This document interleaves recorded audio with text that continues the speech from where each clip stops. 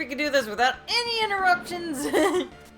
Yeah, how dare people call us and try to conduct business Well, it was actually... in our real life lives instead of our fake internet lives.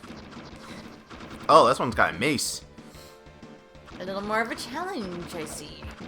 Not really. They line up like Yeah, cannon but fodder. here's the funny thing is, every time you use Billy's lance to write out their heads, it looks like their heads are non-existent. Remember the super See? putties? Their heads are gone. See? What? No heads. Their heads are missing. Every time you do that spinning thing. Oh no, it's just I'm doing the thing and the sparks are coming through. I need sparks. If there's no sparks coming out, they're not working. Oh, by the way, everyone go sub to Bat in the Sun. They're doing a documentary series with Jason David Frank called My Morphin Life, where they follow. It's just awesome. Yeah, this guy really had the weak end of the stick when it came to Mighty Morphin, because he was actually a half-decent monster in Zyuranger, because he was invisible. Nobody could see him except for kids, and the only way to make him visible was to change his boots around, so he was wearing his boots backwards, and that made him visible to everyone. It was pretty cool. They were kidnapping kids to do something. They always kidnap kids in that show. Yeah, unfortunately. And in us it's teenagers, because relatable more to teenagers. But it was pretty cool. The kid pointed out where he was, and so when the Zyurangers show up, they can't see him, obviously, right? So the kid unties his boots, and to make him think that his boots are changed. So when he shows up, the power. Oh wait, let me do this first. Ice crystals. Oh, wishing. So when he gets there, basically what happens is that the kids tell the Zyurangers that he untied the shoes and to do the switch route. So the Zyurangers pretend that they can see him. It's like, aha, we can see you. He's like, oh crap, how did they find out? Oh, I better go put my boots on the right way. And then he puts it on the wrong way. And they're like, haha, we tricked you.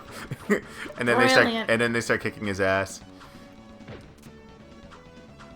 Such a good episode. Yeah.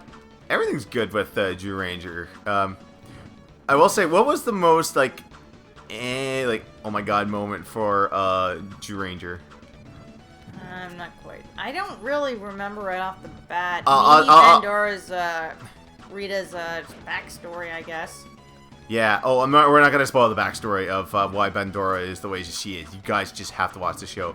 But I'll tell you one. It was near the end of the series where they made those fake Rangers.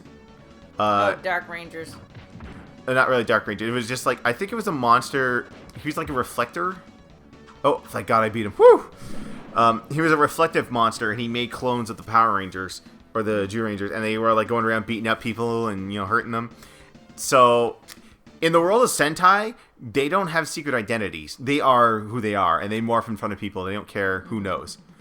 So, I'm going to pick Zack so I can just get this uncomfortableness out of the way. Save the best two for last. Kimberly and Jason. Always my favorites. So, yeah. Oh, wait. Let me show you his idle animation if you don't move for a bit. Come on. Do it. Do it. Do it! Yeah! Do a dance move. I got 9 Honestly, the way fingers. he's dressed reminds me of Aladdin Sprite. Seriously, they both got the purple pants. He actually kind of has Aladdin's running animation. Just made him darker. Maybe it's Aladdin striking dark face or black face. Or blacker face. Oh, okay, I'm just gonna stop there. Yeah, please. Anyways, mine was back to my most uncomfortable moment. So the Zyurangers are running away from the crowd. They're like, "Oh my god, you guys are horrible! You're beating us up and all that." So they're throwing rocks at them. They're like, "Why are they doing this? We didn't do anything."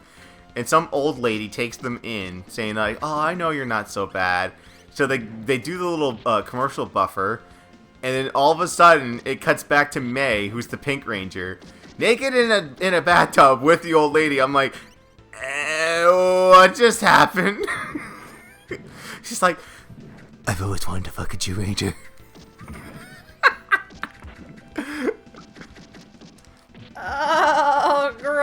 house, Johnny. Okay, let's get out of the... horrified. I was horrified too when I saw it. Like, I was like, Ooh, drumstick. Okay, that is kind of weird. So I was saying, I was going back to like stories that they adapted from Zyuranger as opposed to Power Rangers and making up stuff, because everything always centered around the juice bar or high school, like someone's items or something like that. I can remember one episode of Power Rangers that actually lifted from the source material of Zyuranger. What was the name? No, there's no Skull. Not Skull. Not Bulk and Skull. Who was the vampire-ish guy? What was this character name in Power Rangers? Squat. No, Babu. Babu? Yeah, Squat. Yeah. Squat was the blue guy, and Babu was the monocle-wearing dude who was a vampire in the show. He made a serum. He made a serum. Oh wait, here we go. The Eye Monster. Oh dear God, I remember. Mastodon!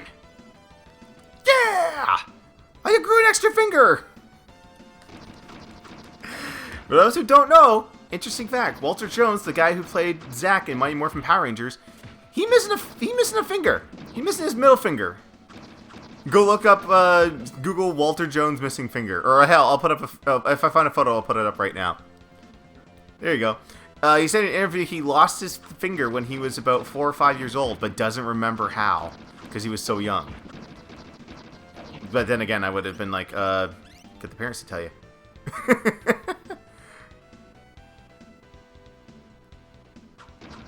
Yeah, not gonna happen. Oh, gee, the laser, I almost thought this phone was ringing again. No. But yeah, there's one story that they adapted. So, okay, so Babu makes a serum that will turn them evil. And in Power Rangers, he puts them in their little drinks because they're playing basketball or something like that. So, that's in Power Rangers. But in Zyuranger, they put them on frozen snow cones. And in Power Rangers, it's Billy and Kimberly who drink the serum, and they turn bad. Like, they turn into punks and have bad attitudes, right? In Zyuranger, they turn bad, but they start joining, like, the Yakuza. So, like, there's scenes where, like, they're giving, like, guys cases of money, and then they're mowing them down with, like, Tommy guns. I'm like, what the fuck? This definitely deviates from the source material a little bit, don't you think? Yeah, one's a little more extreme. Yeah. In the end, they all get cured by a root that turns them back good. And that was also the one I think that was the monster too that freaked me out the most. That was the toad that would eat them and then put their imprint on them, and I'm like, that freaked me out when I was a kid. I was like, Jesus Christ! They're eating them. And then they're gonna eat me! Oh my god! Still never seen Troll 2.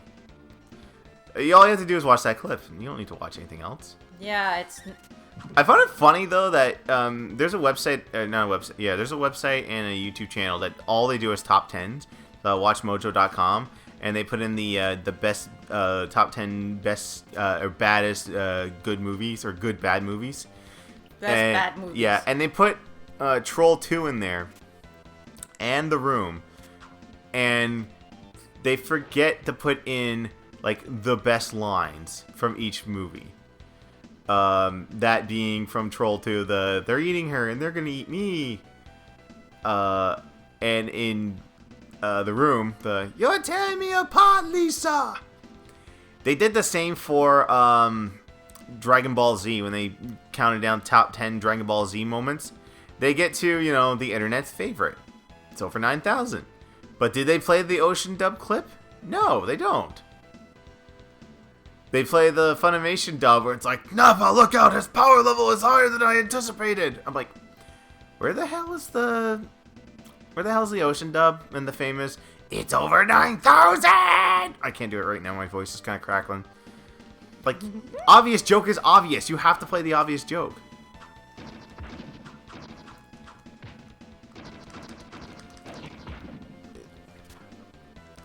Okay, how many series of Power Rangers have you, like, watched? Oh, dear God. I cannot remember. Did you stop at Mighty Morphin like me? No, I don't think so. I remember watching, let me see here. I think it was before Turbo. I think I had lost interest in it. So, Power Rangers Zeo. Yeah. Guys, When that was Tommy the thing. became a leader or something. That would have been after Austin St. John left. I think you're right. Yeah. Yeah, that must be it. Like I said, I don't remember right off the bat, but I've always liked Tommy and Kimberly, besides Billy, so... Yeah, I think I stopped at the end of Season 2, like when they started using the Thunder Zords and the Zyuranger Zords. Yeah, I don't remember. I watched the movie, that. and then that was it. Like, because, like, I looked at a place where I only got 2 channels, 2.5 on a good day, and Power Rangers was on the half one. So, I never got to see the Ninja series. I never got to see Zeo, Turbo, Space. I never got to see any of those, because then they took them off the air in my regions. Yeah. So, I never got into them. I wanted to go back and start watching them because they're all on Netflix now, right? Or you can spend $650 on that giant Red Ranger helmet and get everything. Get the entire series. Yeah. I remember this guy in Zyuranger being like really, really cool. Not so much in this game, or not so much in Power Rangers.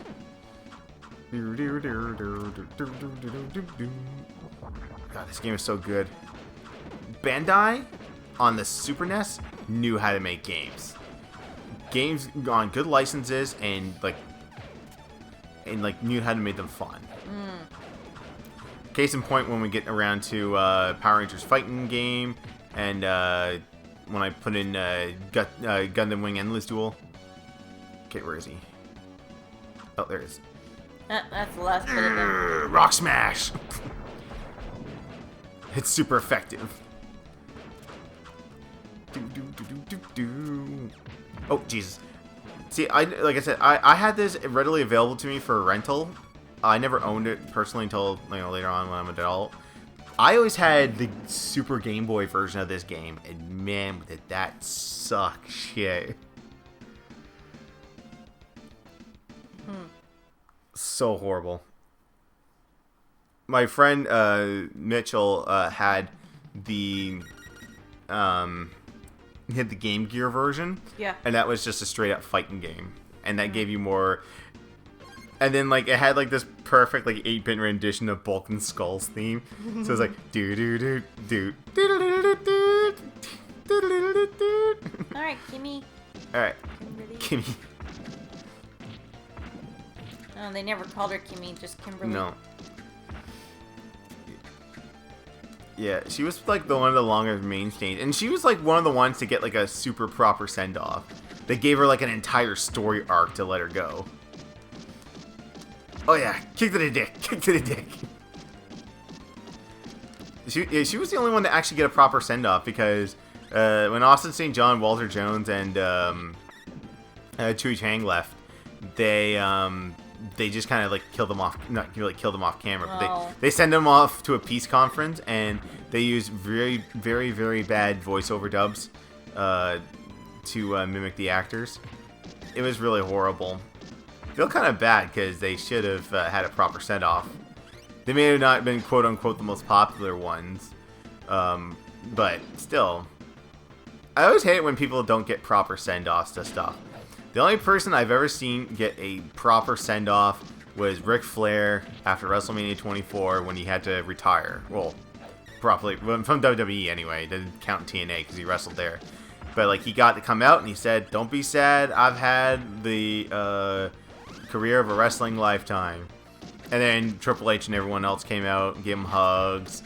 And, everyone said goodbye and says, "You're the greatest and we'll miss you." Best though was on the DVD after the Raw went off the air, because out came the Undertaker to say goodbye, And then out came Vince McMahon to say goodbye. Because they couldn't do that on TV. Because the reason Vince McMahon, or the reason Ric Flair's retired is partially because of Vince McMahon. Because after Flair got transferred to SmackDown, then he went away for a while, and he came back, and he's like, I am here to say that I will never retire! And then he's like, and if, McMahon's like, oh, I want Ric Flair in the WWE so long as you keep winning. So the next time you lose, your career is over. So then he went like on a 4-month binge of like just killing everyone until Shawn Michaels is like, no, we gotta do this. And then they did the whole teary-eyed 3 super kicks, and he's like, I'm sorry, I love you. Bam, super kick. Did you see me play WWE 2K14 when I got to that point? Did you see the horrible texture they put on Shawn Michaels to make him look like he was crying? It's like they oiled him up. I barely saw that. Okay, next time on Couples Play, Kimberly kicks more putties in the balls.